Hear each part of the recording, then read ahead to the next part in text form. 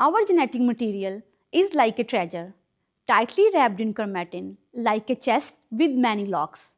To open the right parts at the right time, cell needs special keys. One of the most important key is an enzyme, the Swiss sniff. When this key works properly, it opens chromatin, so essential genes can function and support normal cell growth and development. But when this key becomes defective, this control is lost.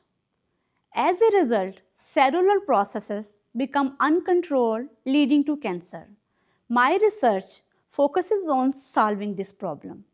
We are using computational and experimental methods to design new molecules that can target this defective key and block cancer cell progression.